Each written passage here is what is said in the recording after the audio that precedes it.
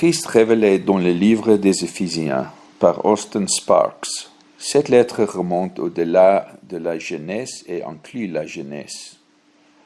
Dans les deux livres, une personne est introduite et cette personne n'est plus jamais perdue de vue par des personnages, des types, des symboles, des prophéties et une multitude d'autres moyens. Dans des faits et des ordonnances, cette unique personne est toujours présente, soit cachée ou révélée. De son nom, il est le Messie, loin le Christos. Toutes les onctions pointent vers lui. Il est le point de mire des siècles et des éternités. Que recherche les cieux et à quoi regarde-t-il exclusivement?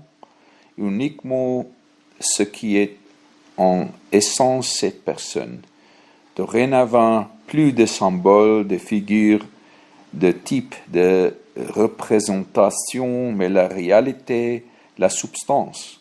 Non pas l'Église comme quelque chose d'objectif, non pas le royaume des cieux en tant que lieu et objet de perception.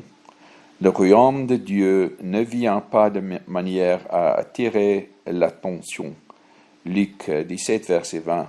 C'est une erreur de penser et de parler de l'Église sans vouloir dire Christ lui-même. Ce ne sont pas des sujets ni des objets. Ils sont un. L'Église est son corps, sa femme. Ils sont une seule chair. Chapitre 5, verset 31. C'est cela, Éphésiens. Il est tout aussi erroné de parler et de penser du royaume des cieux et de pas vouloir dire le Seigneur lui-même. Ils sont la même chose. Dans les évangiles, ils sont unis.